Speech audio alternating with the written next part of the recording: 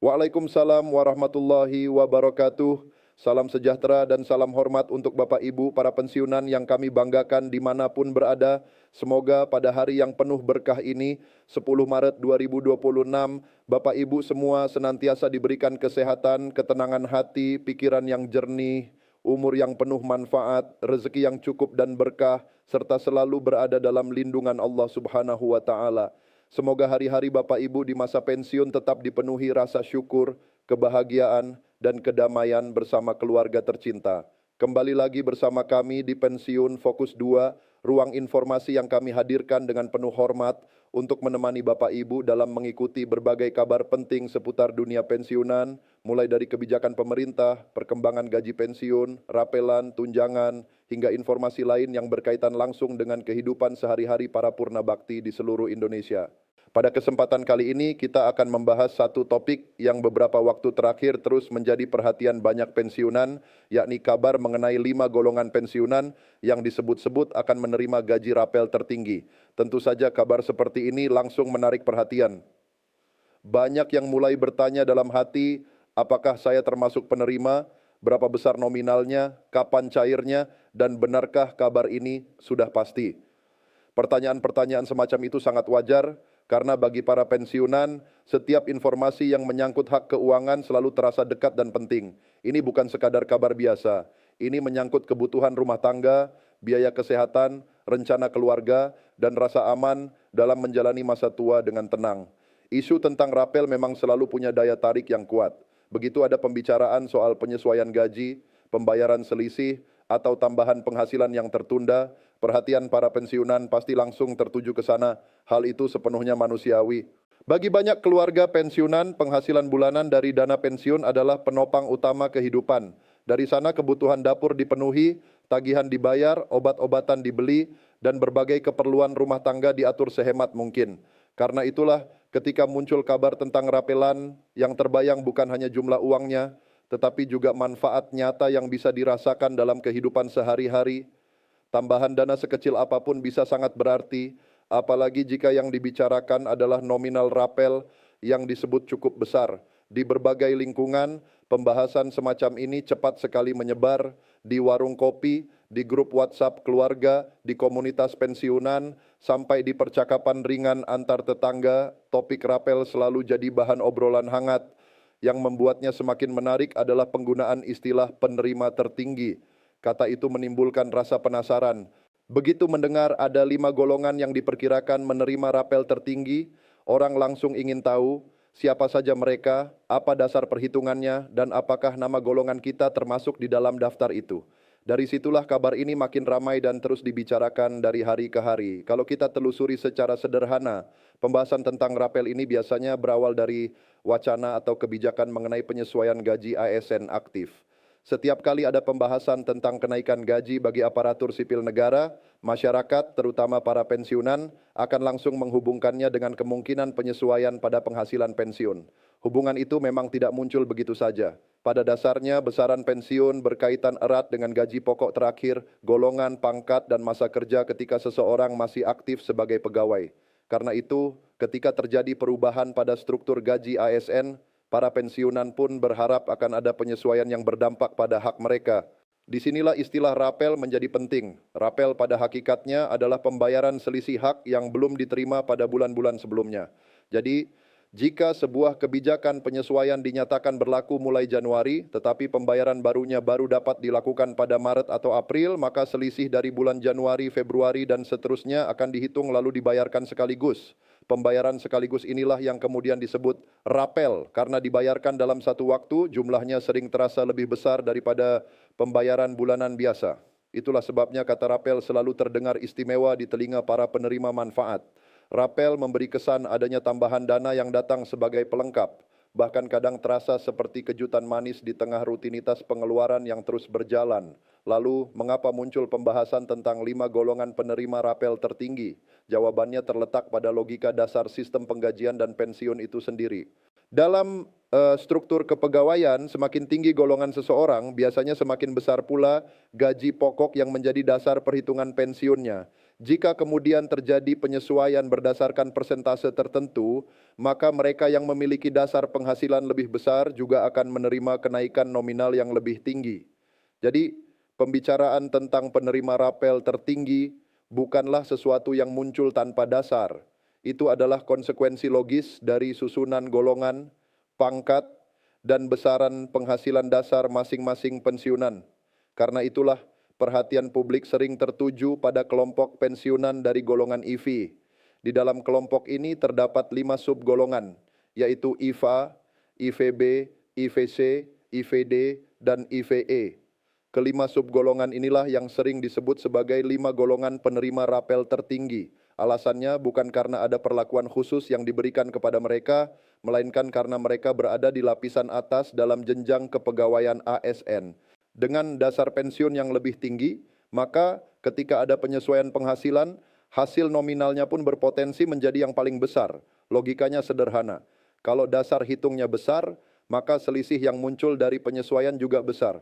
Bagi Bapak Ibu yang pernah berada di golongan IV, kabar seperti ini tentu terasa sangat dekat. Mungkin ada harapan yang tumbuh, mungkin juga ada rasa ingin tahu yang semakin besar.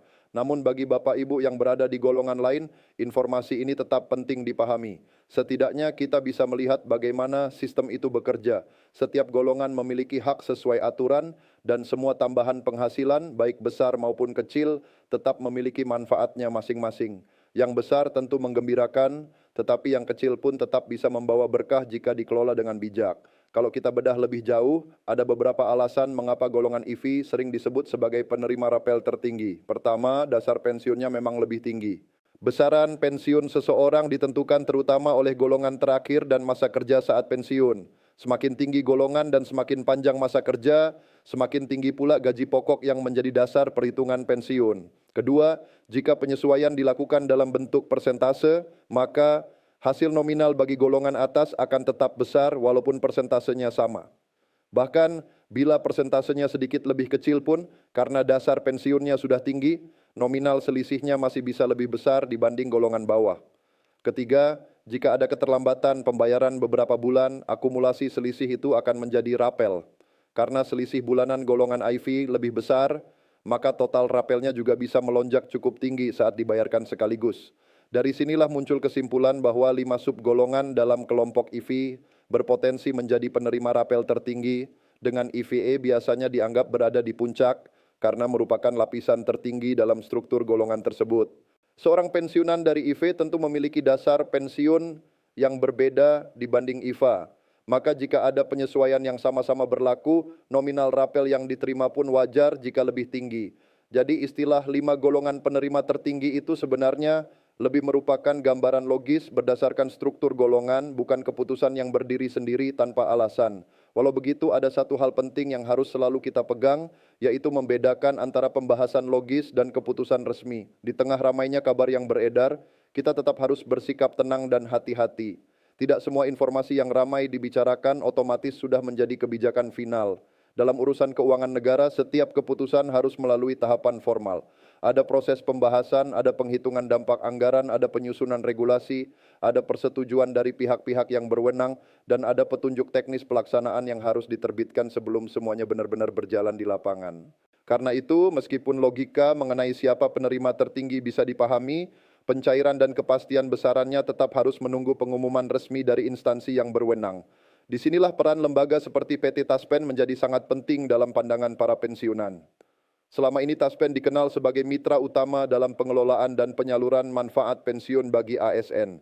Maka setiap kali ada pembicaraan tentang kenaikan gaji pensiunan, rapel, atau perubahan sistem pembayaran, nama Taspen hampir selalu ikut disebut.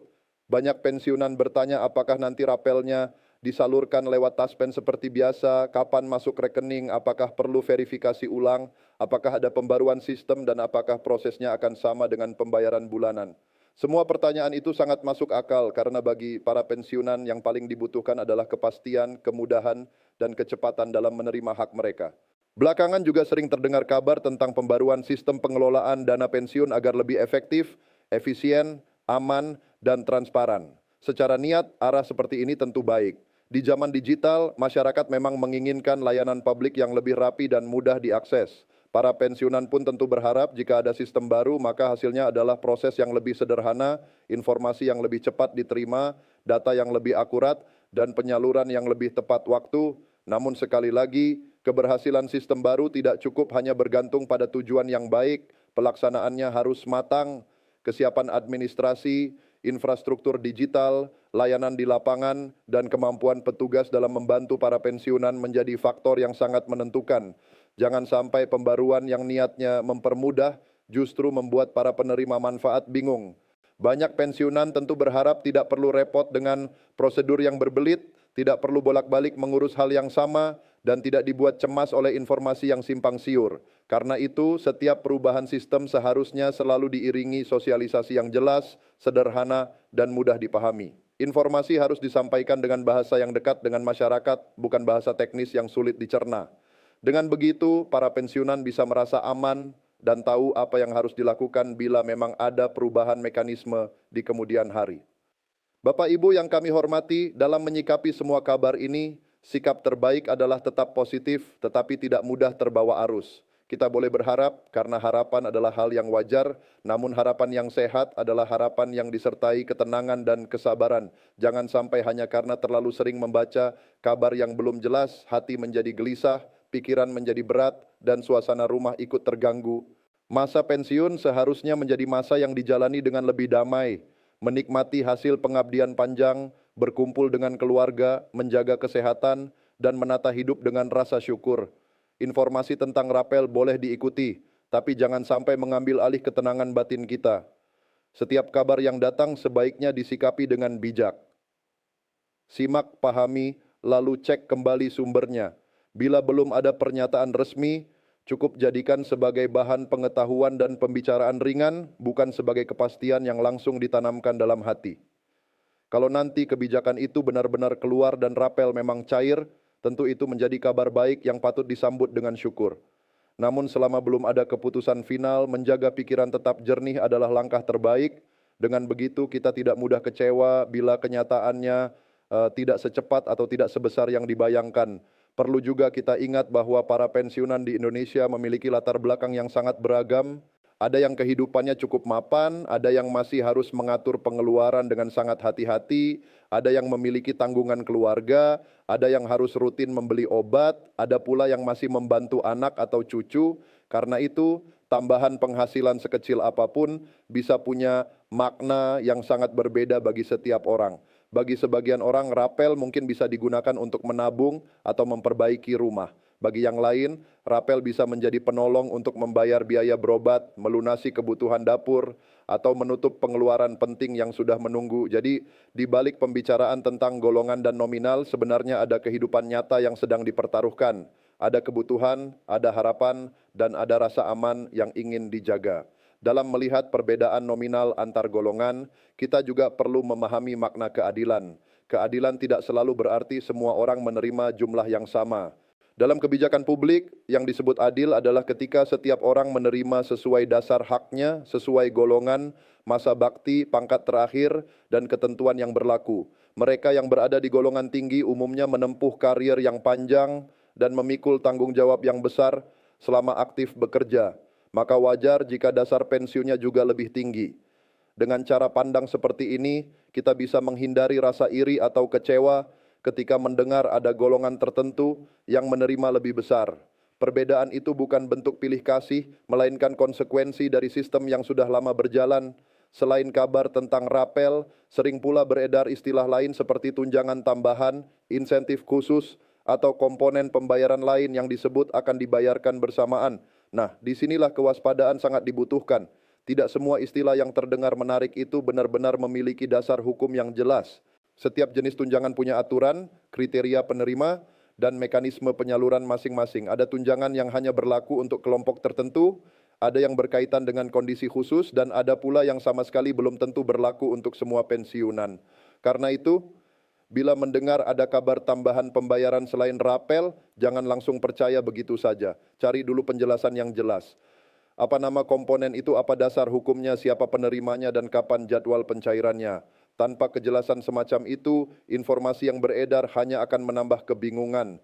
Yang paling penting pada akhirnya adalah menjaga keseimbangan antara harapan dan kenyataan. Kita boleh menantikan kabar baik, tetapi jangan membangun keyakinan penuh pada sesuatu yang belum diumumkan secara resmi. Dunia informasi hari ini bergerak sangat cepat. Kabar bisa beredar luas hanya dalam hitungan menit, meskipun belum tentu seluruh isinya akurat. Karena itu, kecerdasan dalam menyaring informasi menjadi sangat penting. Jangan mudah terbawa judul yang sensasional. Jangan langsung percaya pada angka yang beredar tanpa penjelasan. Dan jangan sampai rasa penasaran berubah menjadi kegelisahan berkepanjangan. Bapak Ibu sekalian, jika kita rangkum inti pembahasan ini, maka 5 golongan yang paling sering disebut sebagai penerima rapel tertinggi adalah para pensiunan dari golongan IFA, IVB, IVC, IVD, dan IVE.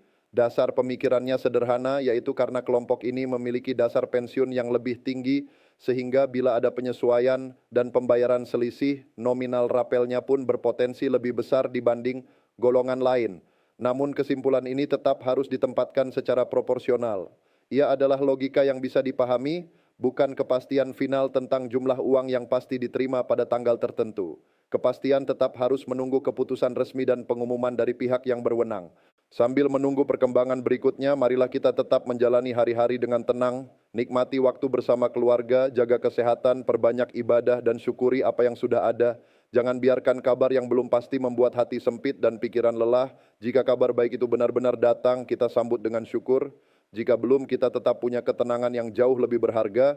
Itulah bekal terpenting dalam menjalani masa pensiun dengan martabat, kebijaksanaan, dan hati yang lapang. Semoga setiap hak Bapak Ibu selalu diberikan dengan baik, dimudahkan prosesnya, dan membawa manfaat besar bagi kehidupan sehari-hari. Amin ya Rabbal Alamin.